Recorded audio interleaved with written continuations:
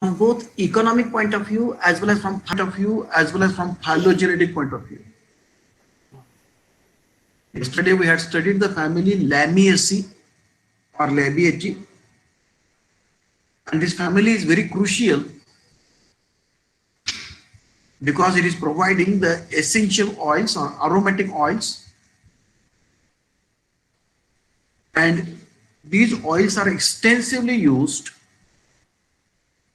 for industrial purposes, in food processing purposes, in medicinal purposes, and also in confectionery and cosmetic purposes. We are going to study one more family which is closer to this Lamiaceae. And today's family is the family Acanthaceae. I will share the screen with you and we'll go ahead with the discussions.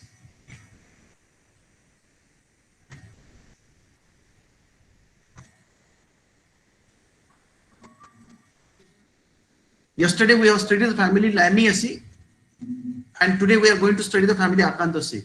Now again ask you, just unmute your mics. Can you hear me? Yes, sir. Yes. Okay. And can you see my slides? Yes. Okay. Good.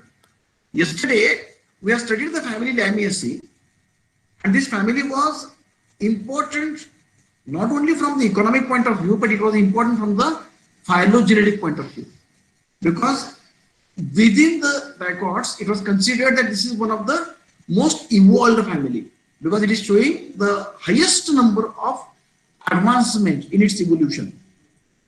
So today we are going to study one more family which is very close and allied to it. Many of the characters of both the families, they are very same and similar, and that's why you may get confused with this family. And this family is the family Acanthaceae. Now, this family is also a large family of the tropics and subtropics, but generally sometimes it is extending into the temperate region. But basically, this is a tropical family. And that's why it is spread, almost it is cosmopolitan and it is spread everywhere. This family is also one of the large families, and it is within the top 10 families of angiosperms. So the ranking of this family is up to first 5 families. This family is having almost 256 genera and over 2,800 species, which are spread obviously all over the world. The family is cosmopolitan, and it is spread in all continents, in all ecological regions. Now, yesterday we have seen that Lamiaceae family was only a terrestrial family. It was never found in the aquatic habitat. Now, in Acanthaceae family, this is the family which is present in both areas. The members are present on the land as well as the members are present in the marshy areas. That is the plants which are present, which can be born or which are present in the aquatic condition, generally in the stagnant water, not in running water. So some members of this family, they are found in stagnant water also, like ponds and ditches, even small reservoirs, etc. Now in India, it occurs almost in all warmer and drier parts. So that's why this family is slightly xerophytic family. We have seen that in Lamiaceae, the family was herbaceous, but this family is not herbaceous. On the contrary, this family is showing a very wide range of its habitat. And generally, the plants, they are showing the presence or occurrence of watery juice, and because of that they are showing the succulence to some extent, and that's why they are present in the warmer as well as drier parts. Now they are present in the South India, they are present in west parts, and also they are present up to the foothills of Himalayas. So almost everywhere in India the family is spread. In India it is having almost 68 genera and almost 340 species. The Adathoda, Justicia, Thumbergia, Carvia, Acanthus, Strobilanthes, Crosandra, and Barleria, Asteracantha. These are the common genera which are very commonly found everywhere in India. As far as the plants are concerned, the plants are annuals. So obviously they are annual herbs, or even they are perennial herbs. When they are perennial herbs, obviously they are having a perennial rootstock. So the rootstock is tuberous and it is producing the new sprout with every season or every year. Or otherwise, the plants are under shrubs or shrubs. So the plants, they are perennial and sometimes they are woody. The lower part of the plants, it is woody, and that's why the plants are under shrubs or shrubs also. In this family, the plants are never trees. There is one exception, that the genus Thunbergia is a climber. Obviously, it is a perennial climber, and even though it is having a perennial rootstock at the base, and every year because of that, new sprout will come up for this climber. So the Thunbergia is an exception in this family. There is one more important character, that the aromatic oil or the essential oil is absent in this family. So these plants, they are not scented, they are not aromatic.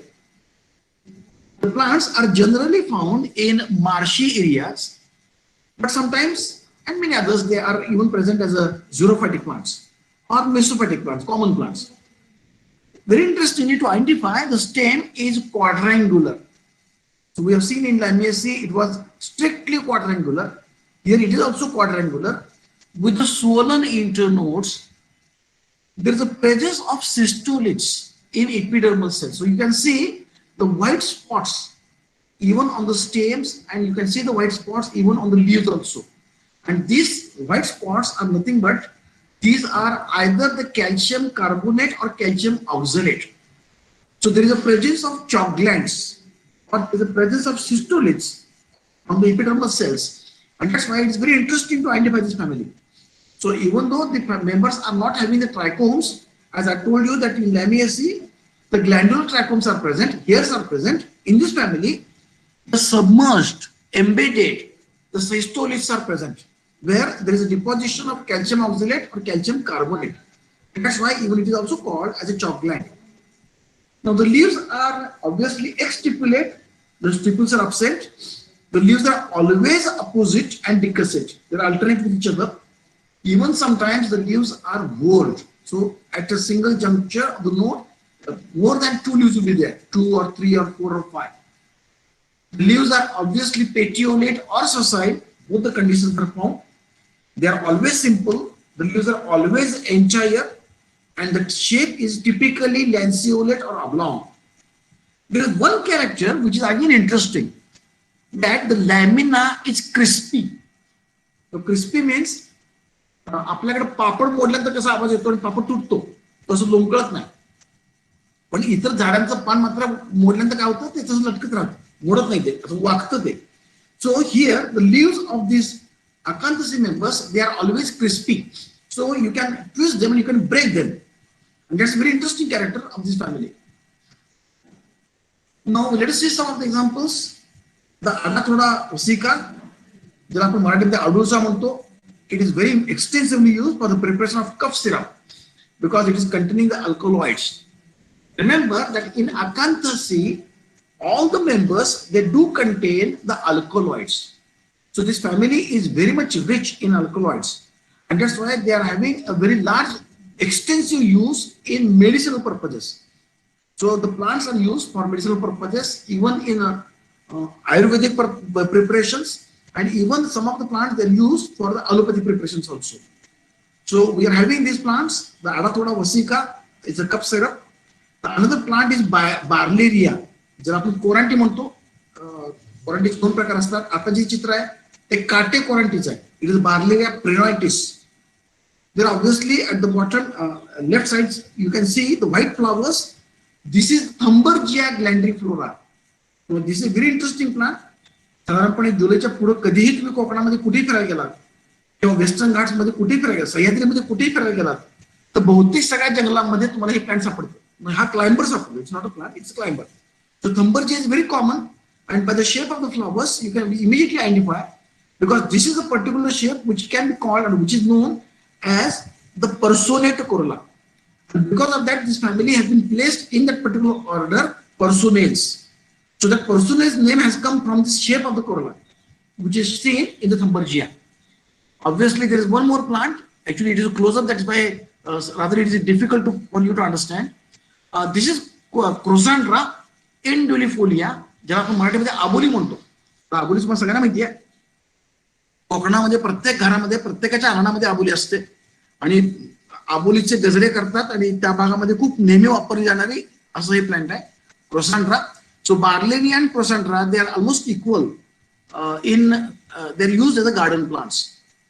Now this is a plant which is generally found when we go for collections. It's a wild plant. It is Justicia. Now in Justicia you can see the bilip corolla. Discussing about this Justicia, it's a common weed. Now there is another plant that is which is present in the marshy areas. And this plant is Acanthus illicifolius. There is another plant which is now very common. Someone has opened the mic. Unmute kara. Now, this is a very interesting plant which is found in Sahyadri.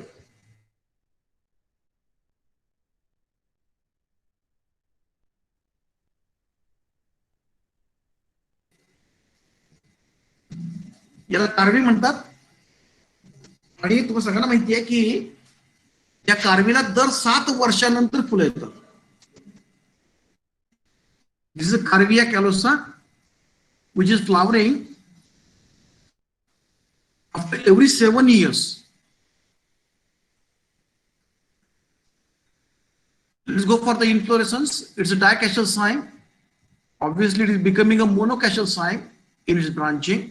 So it's a typical cyme inflorescence which is seen in this family.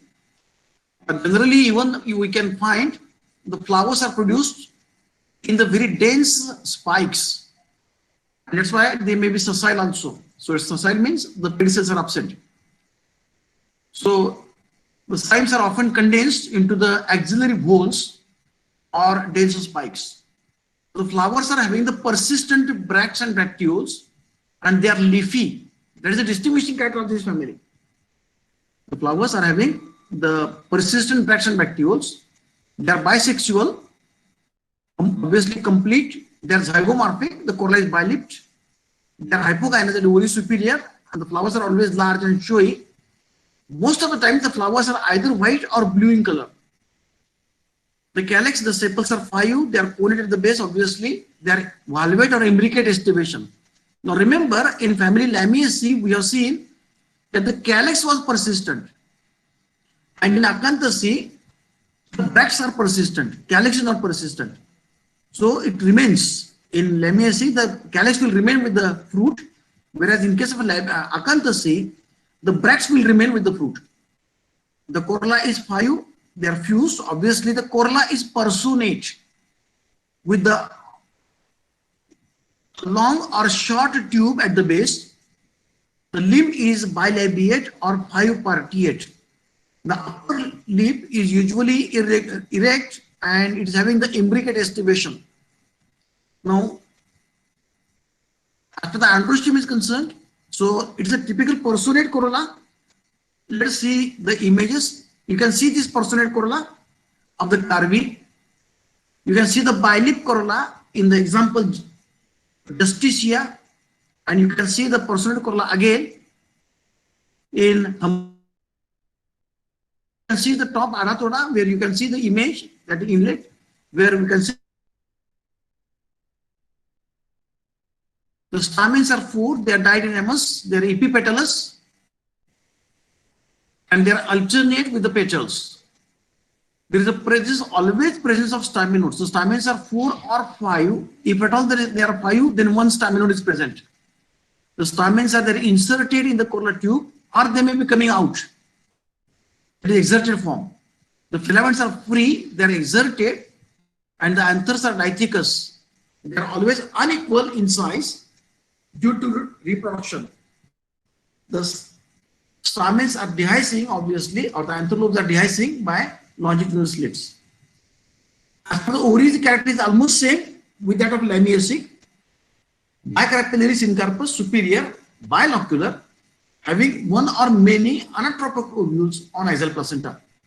It is having a long and narrow style, which is straight and solid. It is having a bifid stigma of unequal length. So the stamens, the stigmas which are present, they are uneven in size. One is larger and another is shorter. With the presence of nectariferous disc at the base. Again, as in Lamiaceae, all the floral parts, they are having the secretory gland, and the secretory gland is producing the aromatic essential oil. Here there is no any essential oil at all. It is not aromatic. So these are the non-aromatic plants. The fruit is a loculicidal capsule having the walls with the elastically curved around each other. It means the fruit is very interesting and it is having an additional appendage. The fruit is also breaking up in an irregular fashion in two halves. The seeds are non-endospermic with a large embryo. In this case, the seeds are also obviously they are arylate and they are dispersed by the explosive mechanism.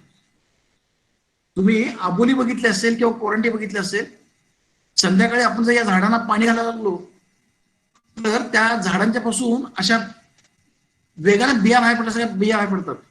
So there is an explosive mechanism because of the hygroscopic thymus which is present at the base at the seeds. Pollination is entomophilous. The seed dispersal is by explosive mechanism because of the presence of hygroscopic aril at the base of the seed.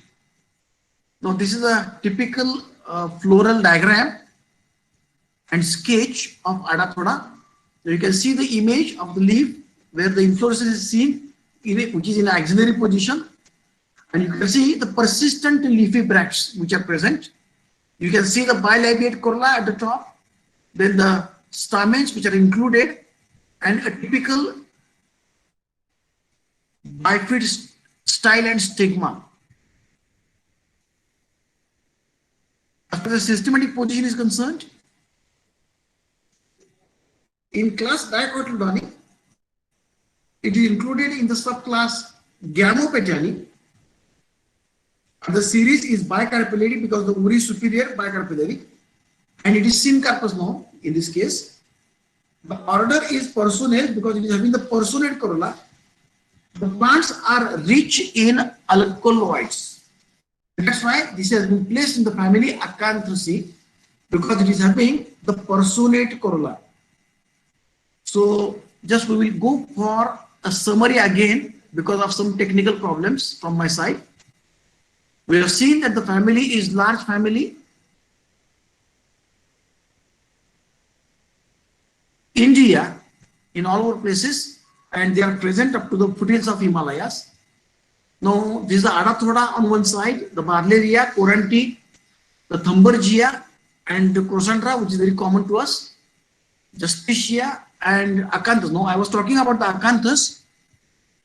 This particular plant is present in the marshy areas along the seashore. So even it is present in the seawater. And I was talking about the Carvi. Remember, it is a very interesting plant that almost all this Sahyadri in Maharashtra and Karnataka, they are having at the top level, that is at the alpine level, they are having this plant. It is a shrubby perennial plant. And the name of this plant is Carbia calosa. Now, आपल्याकडे तुम्ही बघितलं तर सह्याद्रीमध्ये कुठेही जा, अगदी नाशिक पासून खाली आंबोलीपर्यंत हे संपूर्ण जंगलामध्ये तुम्हाला वरच्या लेअरला म्हणजे जिथं बालिकेला असतो किंवा टॉप असतो त्या माताच्या खाली जे काही जंगल सापडतात त्या सगळ्या जंगलामध्ये एक महत्त्वाचं झाड सापडतं, that is the Karbi. Now the interesting plant is the important thing is that of this plant that this plant survive for 7 years. या झाडांचं आयुष्य 7 वर्ष असतं. So they plant start producing the branches every year, but they produce the flowers only once. So they are monophytic. So plants produce the flowers after 7 years. And then when they produce the flowers, याचं वैशिष्ट्य असं या पिरियडमध्ये एकाच वेळा फुले यायला सुरुवात होते. म्हणजे एकदा आता या भागात आली मग दुसरीकडे आली असं होत नाही. सगळ्याच भागामध्ये फुलं एकाच वेळेला येतात आणि ही फुलं आल्यानंतर ही कारवीचे जंगल जे आहे किंवा ही कारवीची रोपं आहेत ही सगळी मरून जातात. They die. So as they are monophytic after producing the flowers they produce the seeds and they die and from the seed the new sprout will come up for the next year. And that's why it's very interesting. संपूर्ण सह्याद्रीमध्ये हे कारवी आपल्याला सापडतं. Obviously, I was talking about inflorescence. Basically it is a spike, and it is an axillary spike where the flowers are sessile, and they are having the leafy bracts and bracteoles. Obviously, the flowers are zygomorphic, and rest of the characters already we have discussed. So the difference is that in Lamiaceae, the calyx is persistent, and the flowers are fragrant. Whereas in case of Acanthaceae, the bract is persistent and it is large and leafy, whereas the calyx is normal and the flowers are not fragrant. So there is no any essential oil which is present. In Acanthaceae, there is a presence of alkaloids, and that's why this family is very much important from economic point of view, because several members of this family, they are producing the alkaloids which are used extensively for medicinal purposes. So they are having the corolla, as I told. The corolla is either personate, that is, it's having a limb or the tube at the base, and the corolla is flat at the top.